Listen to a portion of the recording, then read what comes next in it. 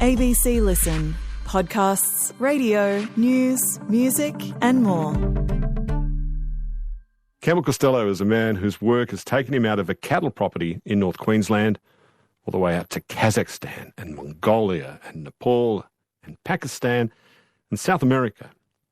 Campbell is not an explorer, nor is he an aid worker, a doctor without a border or a diplomat. Campbell is a vet, and it's the animals that lure him to these places. He's acted as the official vet for a sled race in Alaska and for the Mongolian Derby, an epic horse race that's described as 600 miles of beautiful hell across the vast Eurasian steppe. It's a hammering wild ride that Campbell participated in himself a while back. Since then, Campbell has returned to Australia. He's got himself a pilot's licence, trained a dog to act as his co-pilot, and now he treats ill and injured animals all over the top end. Hello, Campbell. G'day, boss. How are you? All right, sir. Not bad at all. You've recently swapped your horse and your Land Rover for a plane. What made you decide to go out and get your pilot's licence? A variety of factors. I think sort of growing up in the bush on a cattle station, my father was a pilot. Both my grandfathers were pilots, so there was a reasonable legacy in aviation in the bush. With COVID, the massive distances that we've had to travel, flights being cancelled, close contact rules and all that stuff, it sort of made sense after a while that rather than me driving, spending 3 or 4 days in a motor vehicle to get where I needed to, or spending incredible amounts of time on commercial flights and in airports to start flying myself. So does this mean you service the whole of the top end, all that epic land across northern Australia? Yeah, I'd like to think that I'd have one of the larger consult rooms in the world. I've been lucky to service areas up the peninsula of Queensland, across Arnhem Land and the top end of the Northern Territory, down through the Central Deserts area. And I have worked in the Kimberley area of WA before COVID as well. How about Channel Country in Western Queensland? Do you fly over that a lot and see that a lot? Yeah, I was very lucky to fly over the Channel Country and see the Diamantina in full flood, just near Batuta. God, that's so beautiful, isn't it? Oh, it's unbelievable. I had some passengers with us and, it was sort of late afternoon, beautiful cool air, nice cool blue sky day, and we dropped altitude a little bit just to sort of see that sun glistening, off a pseudo-Everglade, you'd almost call it. Black swans and pelicans everywhere. It's absolutely phenomenal, the desert and the Channel Country right now. And at altitude, the reds and the yellows and the blues, they just really stand out in that late afternoon and early morning. Yeah, it just gives you a different perspective.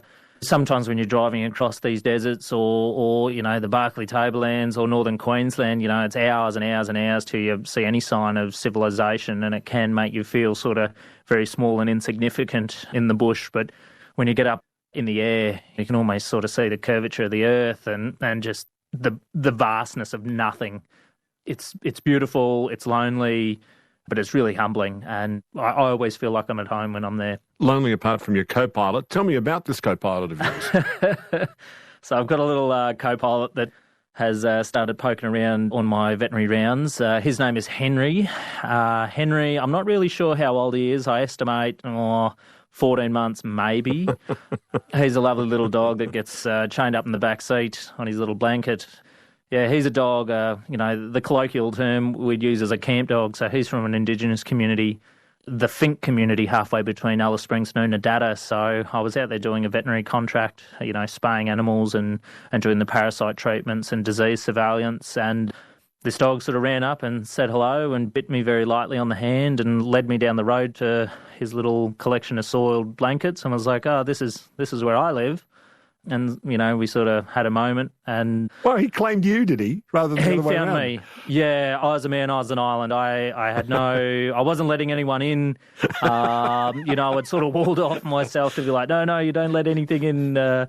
You just keep on your own and keep striving forward. But yeah, this dog found me. Dog came out and said, get your coat, you're hooked. That was it. 100%. He sort of said hello. Some of the local human nurses were like, oh my God, he's like, he doesn't really connect with people at all, and he's just sort of run up and said hello. And they eventually said, look, with the tick sickness getting around here, our contracts are all finishing, no one really owns him, we'll ask around town. And I found out that, no one made claims. So here I was departing the Northern Territory with a dog in the back of the plane back to Queensland. And how does he like being in the air? He absolutely loves it. So, he hears the prop kick over and he gets so excited. If he hears the car or he hears the plane. I was recently doing a locum, veterinary locum for a clinic down in Dubbo in northern New South Wales a couple of months ago, and we had a plane parked there. And the Royal Flying Doctor base is there, and you'd be driving towards the parking area for general aviation, and all the Royal Flying Doctor planes would be kicking over their props, and he would just start barking and getting so excited, just going, I know what's happening. We're going for a fly. I just can't wait.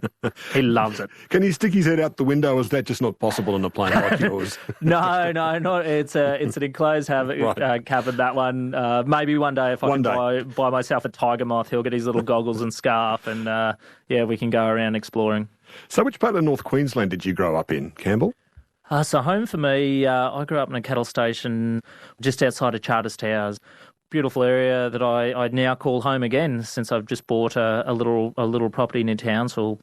Yeah, we had a cattle station just south of Charters Towers. I was born in Townsville, but christened on the cattle property, did school the area on the station. I was the oldest of 4 children. And I never really thought much differently of it. Just a typical sort of bush kid upbringing. On a station before going away for boarding school. Isn't there an old Air Force base out there from World War II? Yeah, there is. During the war, my grandfather gave some land to the Crown. There was 2 squadrons of Kitty Hawks there fighting the Japanese during the Battle of the Coral Sea. So that is still an active airbase. So I remember as a kid we'd ride our ponies up there, and a cyclone would be rolling into Townsville or Cairns, and they'd go and park all the Black Hawks and Chinooks up there. We used to go and watch the old Caribous and the Hercules do touch and goes. So, sort of further feeding into that love of aviation as well. But, they still do a lot of training up there today. So when you were growing up on this property outside of Charters Towers, when you look back as a kid, what kind of sense memories do you have living on that property in that part of the world? Oh, it's like you'd wake up early in the morning. If it was winter time, there might be a frost, real crisp, cold morning in an old Queensland homestead. Not all the floorboards would be totally aligned. So you'd get always this cool draft, and you'd rug up in a million layers and run into the kitchen, and Mum would have been boiling some corned meat or cooking some breakfast for the stockman and my father before a big day's work. If we had cattle in the yards, that smell of livestock and dust very subtly hanging in the air, and the smell of a wood fire burning from the donkey hot water system out in the backyard. And then, we'd sort of either go out in the stock camp, bush camp, and help out there, or we'd do our school the air lessons. So Mum was, I don't know how she did it, to be fair, raising 4 kids in the classroom at one stage, plus being a wife, cook, an active part of the stock camp, and helping Dad as much as they could. You describe it really vividly. I wonder if cities seem really antiseptic to you after growing up in such a vivid place like that. To a certain extent, I've been very fortunate. I lived in Melbourne once. I've graced the streets of Hong Kong and Moscow many times, and Buenos Aires. So, look, don't get me wrong, I love going to the city and expanding my horizons and my mind and food and culture and language. But I guess as I've got older, I've definitely found that I gravitate more towards that frontier and isolation. I feel more home at then. And I do think it's a big part of my identity and who I'm, growing up in the bush. As the eldest of your siblings, did that mean you had more responsibility? Were you in charge when your parents were away? You're exactly right. Yeah, I think that you do grow up a lot quicker, A, being on a station, and B, being the eldest. I remember we were in really bad drought in the early 90s, and Dad was away with cattle on adjustment in central Queensland, a day or 2 drive, and we had no mobile phones back in those days, so he'd sort of disappear and we wouldn't hear him for long periods of time. Mum was left behind to run 120,000 acres, running waters and fences as best as she could. So there was an aspect of being the eldest, keeping the household safe, looking out for the mailman, making sure that my siblings, did their school the air lessons and did their school. My youngest sister, she was 7 years younger, making sure that a nappy was changed and she was fed properly. Yeah, it was a big time to step up as a young person and to understand, responsibility, and as well as that, being a male, sort of being alongside my mother, sort of taking on a pseudo matriarchal role at times, helping, bottle feed the children and feed them and doing domestic tasks. So yeah, it was a really special place in developing my personal growth at an early age. Is station life what made you want to become a vet?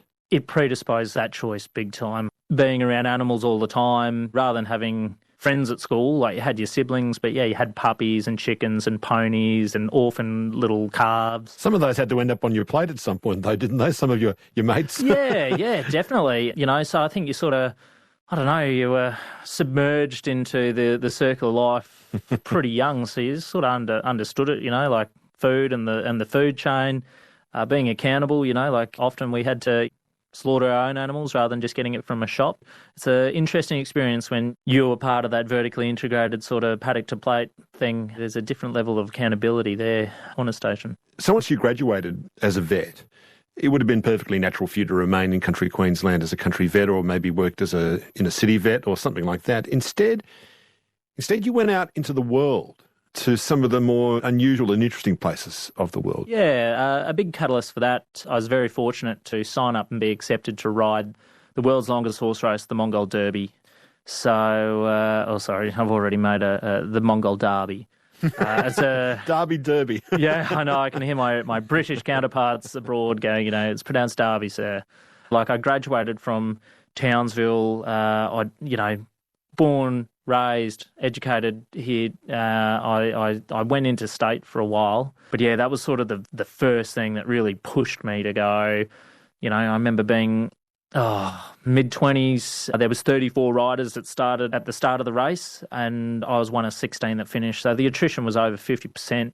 So, to do such an adventure, experience such an amazing thing, to finish it at a young age, for confidence and personal growth, yeah, it really planted the seed, and I had a thirst for more adventure and exploring, and sort of to grow my perspective and my thoughts and my brain. Yeah, like I said, it's described as 600 miles of beautiful hell. What's the course you go on in this Mongol Derby when you get on the back of your pony out there? Well, it is structured to a certain extent. You are given a checkpoints you'd have to ride to. It's a recreation of Genghis Khan's old messaging route. So, what, the old postal system of the Mongols, the Mongol Empire? Yeah, exactly right. Obviously asking a horse to quickly carry a message over 1,000 kilometres is impossible. They'd break down from exhaustion. So what they used to do was place these stations, 30 kilometres apart, and gallop the horse point to point. So every 30 kilometres, fresh horse, and you could cover a lot of country in a day to send messages and letters and postal stuff. Yeah, Mongol horse warriors would take 3 horses for each warrior, so they could alternate several times during the course of a day, so they wouldn't exhaust their ponies. And is that what you do when you ride in the Mongol Derby? 100%, yeah. So, well, not 3 horses at once, but at each checkpoint you've got to vet your horse in, and obviously it has to be sound, so no signs of lameness, no saddle rubs, no wounds. The heart rate needs to be below a certain rate. That is very, very strict. It's something that after being not only a rider but a veterinarian for it with several years, is, the welfare parameters are pretty strict. So once you've passed that, you get a new horse and you keep on riding. So yes, there is some kind of, bricks and mortar as far as the route goes, but it is a bit ad hoc when you're like, well, do I go left of the mountain or right of the mountain? And those choices can either win you a race or bring you, great demise and challenge. And, weather, there's just so many things and so many variables that can really make or break it. Now, I've never been out to that part of the world, but I've seen a lot of footage of it. And what it reminds me of, the footage I've seen, is central Queensland in terms of its extreme flatness, the way the land seems to go on forever on the Eurasian steppe. And when you're in land like that, you see these scudding clouds that just go on and on and on forever until they sort of meet the flat horizon. Is that what you saw out there? Did it in some ways remind you of home? Yeah, it's funny you describe that. I sometimes see some great similarities there. You've got the undulating steppe, as you call it. There's no timber. little hills and mountains, not massive topography until you get into the northern parts. It gets some pretty big mountains there and forests. But yeah, it can remind you of central Queensland and that Channel country. From what I've seen as a rider and as a vet, the Australians do really well. We're sort of synonymous and understand and respect that isolation. We'll get a lot of seasoned horsemen and women that go out to Mongolia, but they get on the horse and kick it on, and they soon realise, there's no fences, there's not a sand arena, there's not a little day spa at the end of a good ride, that one must go and get a massage. Like it is, you will not bathe for several days. You will eat Mongolian food. You go to the bathroom in a trench toilet, and yet you're left to your devices. And I found that the Australians, especially the bushies, they tend to do really well on this race. It doesn't mess with their head like someone from, Europe or the United States that may not have seen this kind of expansive sort of terrain before. Well, the classic Mongol horsemen also drank fermented mare's milk to keep them going, and horse blood when their provisions ran low. I'm sure you must have had a good crack at those things too, Campbell. I haven't done the blood pancake, right. But you're right. They used to nick the jugular vein and get blood out of their horse to remain strong. Yeah, only if they absolutely had to. That was the thing. Yeah, correct. Yeah, but they drank fermented mare's milk all the time, which had a slight alcoholic buzz to it. Did you ever crack at that as well? I have had many a crack at so they pronounce it there erag. Yeah. When I was in Kazakhstan, another place they call it kumus, but in Mongolia it's erag. What's it like? Is it like sort of alcoholic yogurt or something? That's what I'm imagining. Have I got that wrong? No, 100%. It is. Right. It is alcoholic, and it's funny. Different provinces, it's almost like wine. The Mongolians go, oh, you can taste that it's different here, and the pastures and the sweetness. There's one family that I went to a couple of times, and they're sort of infamous in the bush of Mongolia with their alcoholic mare's milk. They've got an old cow's rumen, and they've tanned it, and they sort of suspend it up like a massive sort of bladder hammock-looking thing, and it gets this weird taste of the erag that only they can produce. But it's sort of like someone left milk out at room temperature, and had it. It's very tarty, like it's vinegarish, but yeah, it's a great diuretic. It will get you drunk. Do you get a taste for it, or is it just too alien to the taste of a country boy from Queensland? Yeah, I wouldn't say it's Moorish. Like I wouldn't go, I haven't been in Mongolia for a couple of years. I really can't wait. I'll drink it when I have the chance. I always tell the newbies, don't get overzealous with your cultural immersion, because I was like, your bathrooms are only slats over a pit if you're lucky. They call it their summer purge, their clean out stuff as well. So I always warn people that have never developed a gastrointestinal tolerance for it to be very careful. But look, I might go ahead as the vet and be like, hey, we need to get these horses on the line, yada, yada. And they're like, oh, you're a big guy, rugby player looking fella, we must drink horse milk to see if you're, manly enough to do it. And you sort of slam down a couple of bowls of this stuff and sort of grit your teeth together to filter out a bit of the hair and the curd. And, it's, you're like, holy shit, it's 9 o'clock in the morning. I've got a bit of a buzz on. And I'm about to practice veterinary science. And they're like giving you thumbs up going, oh, this fella's great. Yep, no worries. You are worthy of our ponies now. Yeah, it's a funny one. And you were, sir. And you were indeed. That's impressive. I'm impressed. I am. I think that's tremendous. So once you've had your couple of bowls of herag and you've climbed on top of the pony and you're charging across this extraordinary horizon, what are you thinking? How does it feel? Is it great, or does it get a bit old pretty quickly? Oh, it's just such a myriad of emotion, like you can be euphoric and feel and just like, wow, look at this, skyline and the countryside and just taking it all in. And then 5 minutes later, you're bawling your eyes out because you're so exhausted and you're chafed and your knees are absolutely killing you. Are you serious? It does bring you to tears, your frustration? Oh, it is such a undulating feeling of emotion, and that's why I enjoy it. You strip everyone down. Like we've had Crown Princes, a Qatar ride, right down to your salt of the earth, working class people, and it just. No one cares. It strips it all away and everyone's equal. Gravity still grabs us all at 9.8 newtons and slams us into the ground. It doesn't care about your breed or where you're from. And I've seen, special forces, big burly men reduced to tears, just going, I'm tired, I've had gastro, I'm so sore, and I miss my family, and, they're jubilant and like, oh my God, I'm so happy to see you. This is the best cigarette I've ever smoked in my life. And then just be reduced to tears. It's amazing to see, and that's the game that you have to play. It's not for 1 day, 2 days. You've given 10 days to have to battle the psychological warfare to keep on going. And, I see it as a vet all the time, but as a rider, it's just something that, you're like, oh, I want to give up. I don't want to ever look at another horse again. I think the best thing about it is it's very grounding. In Western culture, you're like, oh, I've got that meeting. Oh, I've got that bill in a week. Oh, I've got, my BAS or my tax in a couple of months. In that moment, you're like, I just want to finish the next 35 kilometres and not get hurt. Right. Yeah. Business activity statement, furthest thing from your mind at that moment. So once you came towards the end of this 10-day experience, how were you feeling? What was that like? Oh, it was overwhelming, to be like, I wasn't one of the casualties that had to pull out from serious injury. Was it hard to finish the race?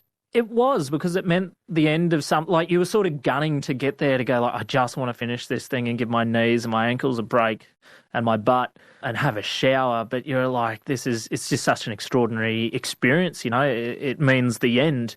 All good things must come to an end. So I remember I was riding with two gentlemen whom I've never met prior to the race. Ben, a gentleman from the United Kingdom, and Will, an American.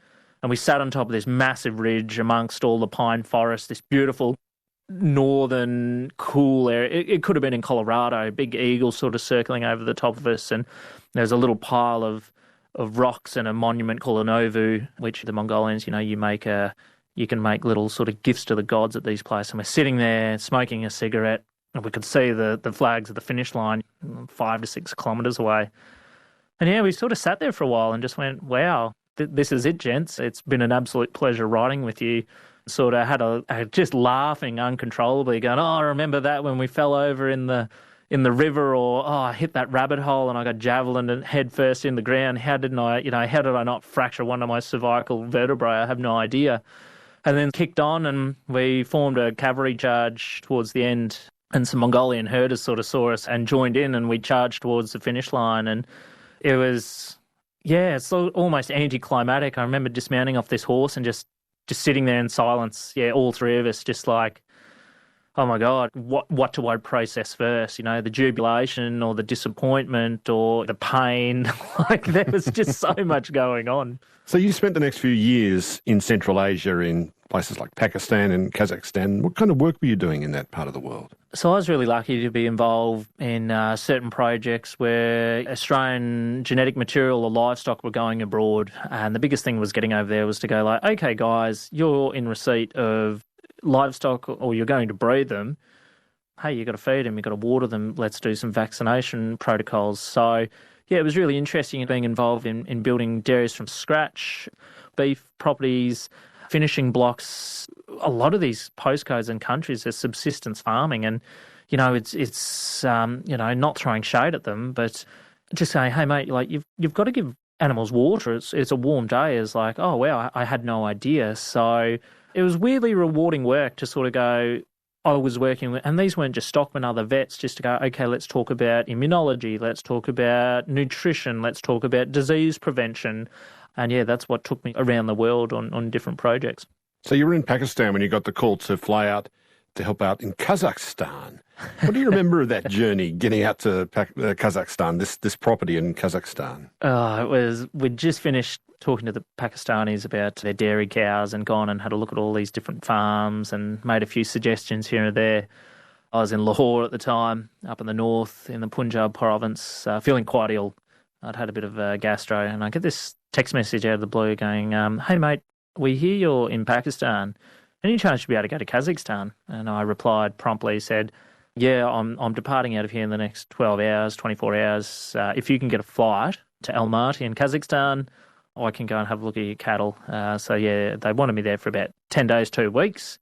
To go and have a look at some little Angus heifers that they were preparing for their first calving season ever. So you went on the well-worn route from Lahore to Almaty. I flew airlines I'd never heard before, into airports I'd never heard before either, yep. So you get into Kazakhstan, and what was the land like once you got out there? Well, I landed, it was quite dark when I got into Almaty, so I'd gone from, a quite, clement temperature in Lahore to about 20 below in Almaty. It was proper winter at that time, and it was dark. So the gentleman met me at the airport in a big black SUV. Yeah, it looked very ex-KGB gangster. So, and we sped out through the night, and there's snow falling everywhere. And we get to this little farmhouse, and I rolled out a bit of a swag makeshift bed on the floor. So I didn't really know what the topography of the landscape looked like at all. And next morning I woke up and I sort of pulled the blinds, and there's this beautiful valley in front of us, full of snow. You know, could have been a ski slope out of Wyoming or Colorado. It was just absolutely amazing because we were right on the border with Kyrgyzstan and Kazakhstan, and then where China meets both of those borders was sort of to the east. So it was a winter wonderland, and yeah, off to work we went.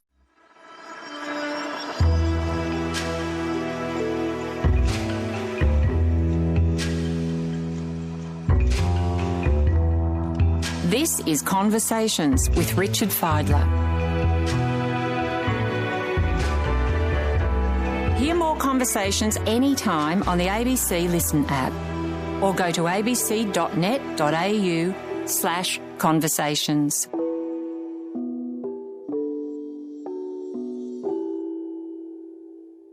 We were talking about you taking on a big job in Kazakhstan, in a big property out there where you were kind of station manager and head vet combined out there. Tell me about the workforce in Kazakhstan. Had an interesting mix in Kazakhstan. So if we go back, obviously part of the Soviet Union, and there was a lot of Russians, influence and placement of Russian citizens there. So yeah, we sort of had a half sort of Russian-backed workforce and Russian identity workforce, and then local Kazakhs. So you had like Orthodox Russians and Muslim Kazakhs, essentially. 100%, yeah. So we had different languages, different skin colours, different religions. Yeah, it was a lot of stuff to navigate. I don't mean to bang on about the demon drink, but did that mean that you'd have some workers who'd be a bit keener on the drink than others? Exactly, yeah. And I remember once we had some fencing to do, and I'd signed this gentleman out to go do some fencing with a quad bike and some pliers. It was probably 9 a.m, 9:30, something like this. Anyway, I get a very angry phone call or text message via the very basic Wi-Fi that we had on the station from the boss. I didn't know he was driving out, but he'd been driving out in his big flash car and said, "Why the hell is one of my quad bikes on its roof? And the gentleman that's supposed to be in command of this, why is he sitting beside the road, sinking bottles of vodka with his mate?" I was like, I don't know what I can tell you. I only saw him an hour and a half ago, and it is still in the morning, and this guy is just blind drunk. So that was a big catalyst because obviously, we had these 2 parcels of land, unsupervised, out droving, no fences. I needed the guys to perform and be sober. So I started hiring more the local Kazakhs. Number one, they're more literate with horse riding and living a bit rough and out bush. They loved it. They were in their home environment. Number 2, they were more likely to be Muslim, and that being the case, are less likely to drink. So, yeah, I could send them out droving for weeks on end and know that there wouldn't be alcohol in the stock camp. And their droving traditions that they have, how different were they compared to the ones you were familiar with in Australia, these Kazakh drovers? Well, yeah, a lot of subsistence sort of farming there. So why did we go droving? Well, we had no fences, and we had these big parcels of land up in the Alps at altitude. We're at about 300 metres above sea level, so we're sort of at the breaking point. Like, I used to get altitude sickness when we'd be drafting and vaccinating cattle, get really sunburnt. I'd get headaches and sort of, feel quite ill. Yeah, I remember the boys, saying like, "Oh, keep the mob together and push the cattle like this." They just weren't they'd sort of just let them go rogue and be like, "Oh, well, they'll all come together eventually." That was half the fun. Don't they use eagles out there to help them drove, or falcons or something like that? They do. So weirdly enough, between our farm and Almaty, there was a facility for eagle training. I remember driving into town to get some supplies and have a weekend off, and there's this van in front of us and all these fellas sitting in the back in the tray with all their eagles on their arms and a little hood. And I said to my translator, I was like, "Mate, what's going on here?" He's like, "Oh, sorry, didn't mean to, I forgot to tell you, that's just the eagle hunting facility and training school." I was like, "Excuse me, I probably would have liked to have known about this." So we did a handbrake turn and went in there to have a look around.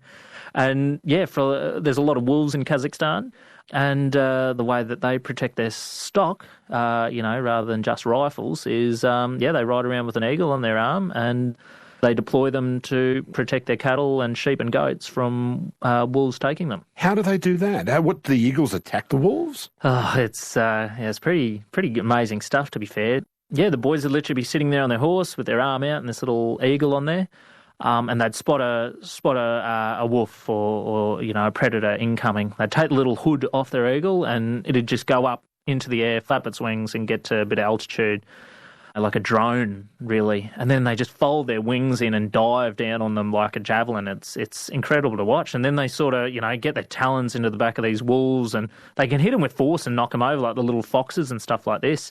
And then they'll sort of, if there's a couple of eagles, they'll sort of go in a group formation and they sort of get on the ground and peck and dig their talons in, and they can. You wouldn't think a bird of prey could inflict so much damage, but they'll either pin down the wolf or be able to inflict enough sort of encouragement to go, I think you should leave. My God, what a spectacle that would be. It was something else, yes. Did you ever wonder whether that could be that kind of, we just don't have that tradition in Australia, but using eagles to keep wild dogs at bay?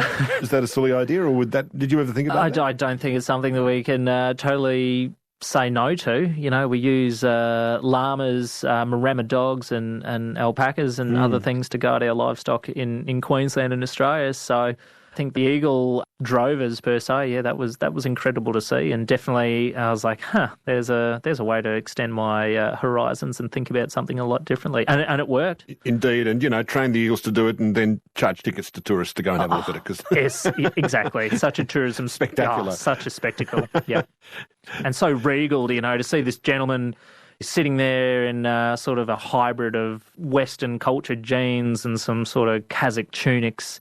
Just sitting upon his horse, totally relaxed, smoking a cigarette with an eagle just sitting on his gloved arm. It's pretty cool. It's pretty gangster, I'm not going to lie. So those traditions that go back thousands of years are still being passed down to drovers? To a certain extent, yeah, definitely. It was interesting comparing Mongolia and Kazakhstan. I feel like Mongolia, living in a yurt and the nomadic lifestyle and that kind of stuff after the Soviet influence was really, really strong.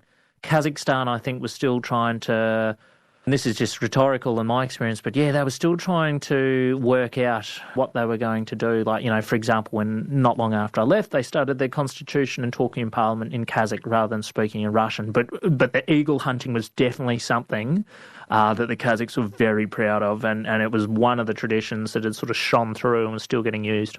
What was local law enforcement like in Kazakhstan, Campbell?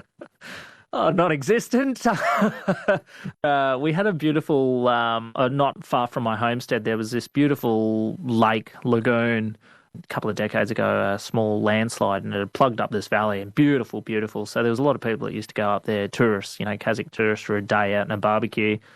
And I remember, there was this hell of a vehicle that used to just rip up these just rough, bad dirt roads. And it was an old Russian-made Lada. It was sort of, if you imagine a mandarin when you peeled it and someone's thrown it on the ground and it's had about, a week or two to slightly decay, that's what the body looked like in texture and in colour.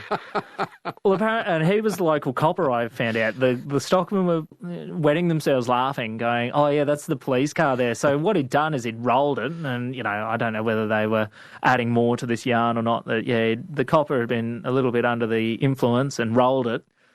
So he tipped it back on his wheels and he cut the roof off. So I remember this sedan that had no roof, and you'd see about 12 people jammed into two bench seats in an off-colour Mandarin Lada, and then he'd park it, and he had an Air Kazakhstan life raft from an airliner and some bungee cords to put over it to keep the rain out. And I was like, Air Kazakhstan, if you do a quick Wikipedia of that airline, it has been long extinct and had a very colourful history of interesting aviation procedures, yes.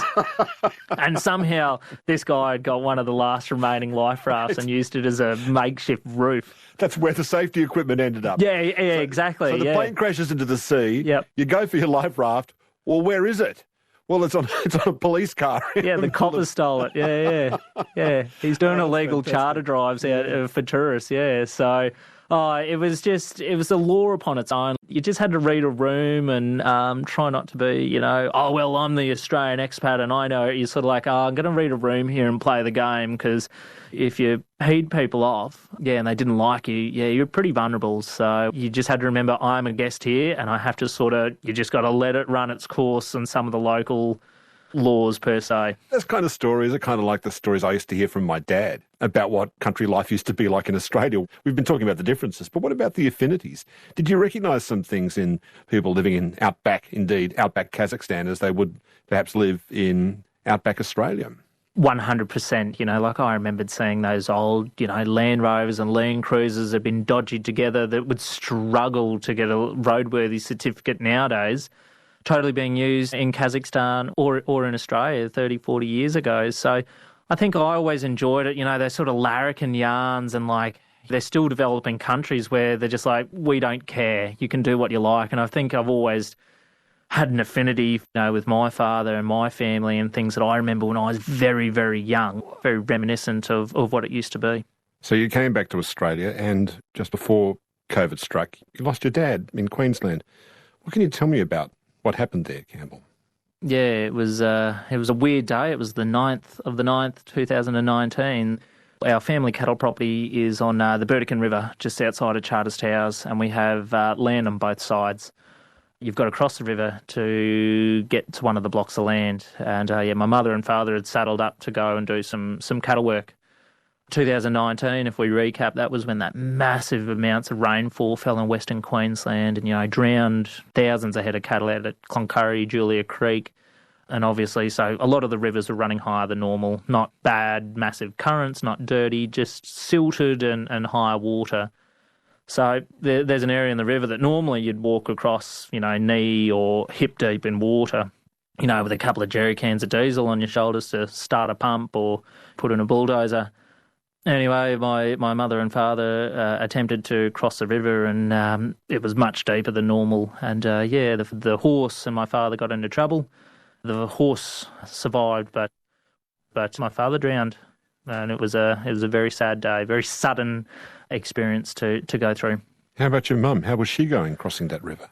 Well, Mum got into trouble, and obviously I'm sort of just recounting from what my mother has told our family what happened that sad day. She was riding a horse behind him, and her horse sort of panicked as well. She fell in the water and was lucky enough to scramble onto some rocks and sort of get herself to safety. But unfortunately, the accident unfolded in front of her, and she sort of was the last one to see Dad alive as he came up for one of his last breaths, and made eye contact with her, and she described his face as sort of going, well, I'm glad you're safe, and this is it for me. And he went down into the water. His cowboy hat floated on the river for a while, and then it sunk. It was almost sort of, a cowboy Hollywood death. It was pretty traumatic for her family, especially my mother having to watch that. But thankfully, I guess the weird silver lining of it was, well, Mum knew where he was. Queensland Police Service were absolutely fantastic to deal with during the whole ordeal. And it meant that because Mum knew where he was, we were able to retrieve his body. So, that would have been a real heartbreaker to be at the homestead and a saddled horse just turns up at the homestead wet or dry and having no idea where he was. I would have liked to have said goodbye one more time, and you can't prepare for that. And that's something that haunts me a bit, just to have one more yarn with him and say goodbye, that gift that some people get when they know with chronic disease that it's coming. It was pretty quick. We've got an old people's home in Charters Towers, and I've seen some great stockmen and some great people go in there, and just watching them, lie and slowly march to their death is, I think that would have been worse, and I wouldn't have liked seeing my father having to go through that. Once your dad dies, I suppose, then you have to figure out who's going to run this, who's going to run the station, what your mum's role is going to be, what your role is going to be, what the brothers and sisters are going to do. It's a pretty busy time. Do you get time to grieve in that messy chaos afterwards? In reflection, I don't think I did. Reflecting back to earlier in our conversation, I'd been the eldest son. Maybe my siblings would say I'm out of line for saying it, but I definitely felt like I have to step up to the plate here and do my best to, help everyone and keep everyone safe. there was a lot going on. I guess a lot of families in agriculture, succession planning is a difficult narrative. And if we look at the statistics, it's about 26% that go through favourable, succession. So 3 out of 4 can end quite badly. You're trying to grieve, you're trying to run a business, you're trying to run a cattle farm, you're trying to be a son, a brother, a vet. It was a really difficult time, and I don't think I truly dealt for it for probably about 2 years. Yeah, it was really, really delayed. For me, reflecting on it was like, I'm just going to make sure everyone's okay first, and then I'll drop my guard and get a bit upset about this. So it's been a long, drawn out, and it never stops. I miss him every day. And the best way that I've heard grief summarised is, grief is love that doesn't want to quit. And, the day I don't get sad is the day that I'm starting to forget, and I don't really want that to happen.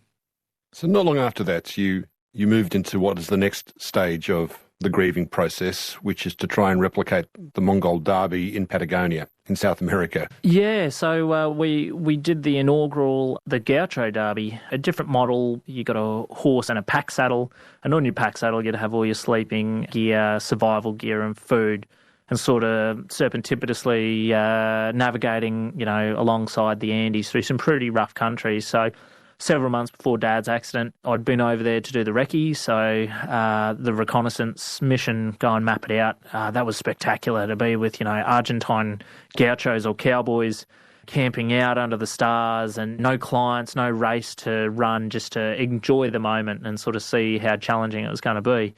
Dad had his accident, and a couple of months later I found myself back in Argentina, and we were running the first race, and I was a mounted vet for that. So, it was an interesting thing for the grief process, because I know, like, Dad had often, him and I had reflected on the Argentine cowboys and sort of, they call them estancias. Well, they're very, very similar to cattle stations in Queensland and Northern Territory. It's just they speak Spanish, and it's a little bit cooler in the winter, it snows.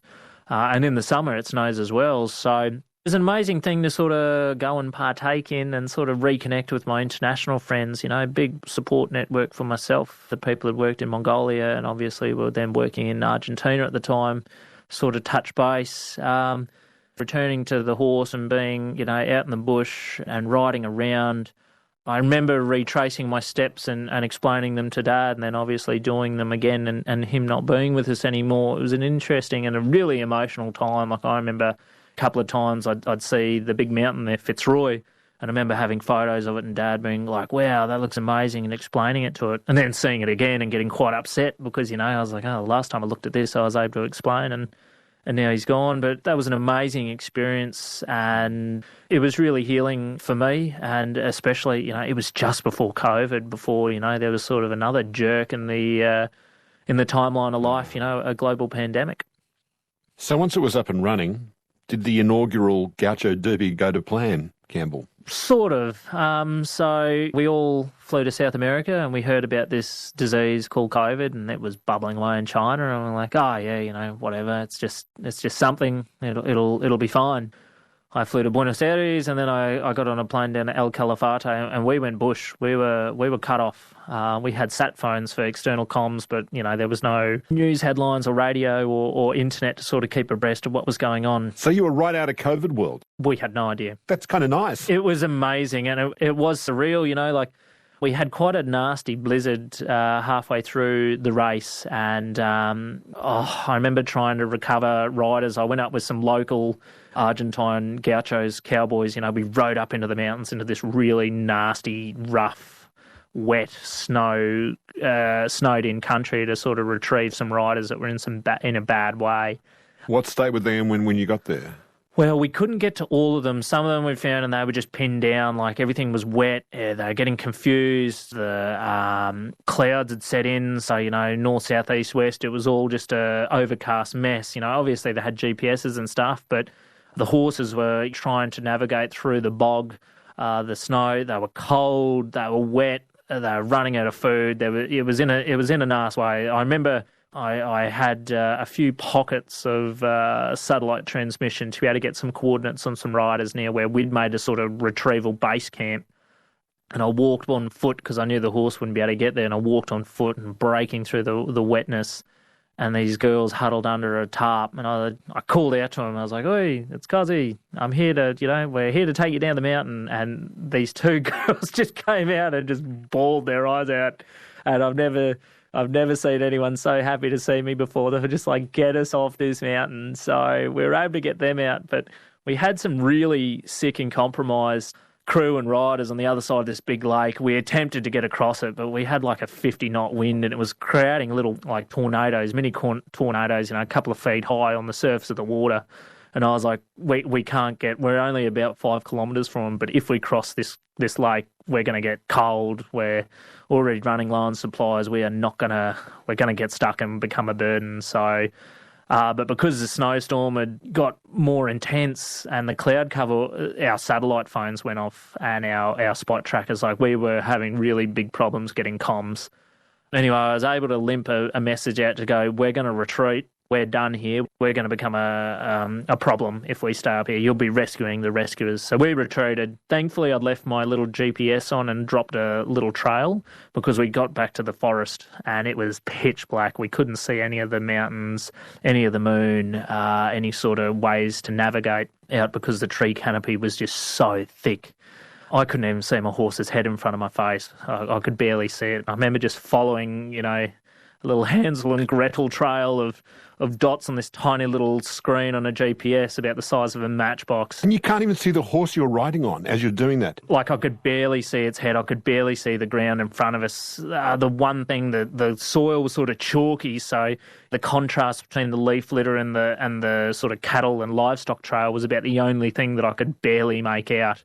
If I hadn't have put my GPS on going up, we would have had to camp out the night, and I don't think it would have been very pleasant for us.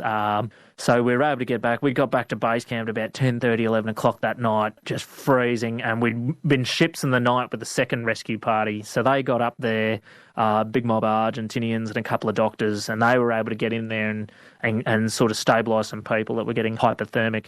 But yeah, we got back down, and everyone was just like, we sort of rode into camp. Because we had spot trackers that had ping out, our location, they couldn't see us because the cloud had got so thick. So we sort of arrived as a surprise, and everyone was like, "Oh, mate, we thought we'd lost you. We thought there was big problems." Like it was quite an emotional sort of reunion. We'd started pinging our location a couple of kilometres out, so people sort of knew only last minute they were there. And I remember just having a feed and standing near a fire and just being just shaking, so cold. Were you frostbitten? I didn't get frostbite. I got a bit of frost nip. I remember losing sensation in the ends of my fingers for a couple of weeks. I had to keep taking my gloves off to be able to touch the screen of the GPS. So, I was lucky I had some really good kit, but the conditions had gone so bad. Even the RGs were like, this is nasty. Lack of prep, not really, just really, really forced to the limits. So thankfully, had that blizzard lasted another 24 hours, I think we would have been in big problems, but we were spared. The weather broke. We woke up the next morning and just snow everywhere, beautiful snow-capped mountains all around us, and they got everyone out.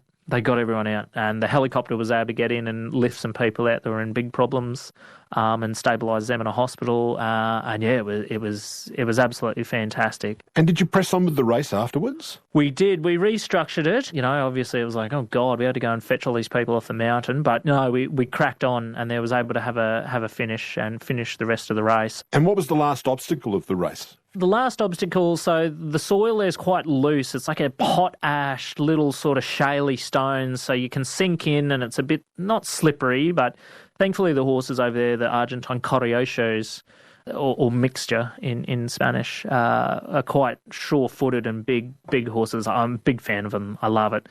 But yeah, just some really rough terrain that you've got to go pretty steady. You can't just gallop this. And the final river, so we came over this massive mountain pass, quite a very exposed ridge, and then down to a river. And we had to swim the river, and that was confronting for me because I'd only been 5-6 months, and I didn't really think about it, and we're like, because you're like, yes, cool, we're going to finish this bloody race, get it over and done with. 6 months ago, my father was sort of attempting to cross a river on a horse, and I remember getting halfway through just going, oh, gosh, I don't want this to go wrong. Yeah, it's pretty emotional sort of thing to go through. Just think that something so simple can just turn so badly. But yeah, we finished. Thankfully, I got across the river safely and we got reunited with everyone, and everyone's going, guys, what are you doing? You better get home. That's when we found out about COVID. That's where we found out that the world was ending. So again, these days you're in a plane as a vet servicing the top end. Mm-hmm. What do you think you do this thing for? What do you love about the life? Is it for the animals or for the adventure? I think it's a mixture of both. I don't really know what my destiny is on the cattle properties anymore is. So in lieu of that is being out in the bush is sort of, it's a place, it's good for my head and my soul. So I think that's a pretty big driver to why I'm there. I get to supply skills and veterinary attention to animals and people and livestock that they just can't get. We've got sort of medical professionals permeating into those postcodes with the Royal Flying Doctor and federally funded, medical drives. But the veterinary sector is really, I guess, sort of neglected. So, unless you have a pilot's license or the ability to drive massive distances to get out there, these places miss out. I do enjoy the adventure, but I just enjoy, I think of people like my family and my community where, we're not in a metropolis, and just how much it means having a vet and how much of a difference you can make. I can make a lot more money, working in the mines or sitting behind a computer screen, but it's not rewarding work for me. To be able to use my neurons and my brain is really important. But number two, I guess when you're a vet, you get to, it's life and death, and you get to hopefully make a difference, and that's really rewarding. Campbell, it's been such a pleasure to speak with you. I don't know if we've ever had anyone on this program who's got a life story just quite like yours. Thank you so much. Thank you so much for having us. This is Conversations with Richard Fidler.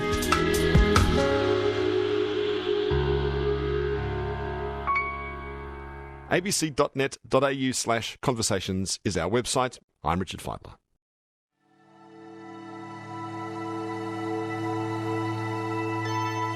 You've been listening to a podcast of Conversations with Richard Fidler. For more Conversations interviews, please go to the website abc.net.au/conversations.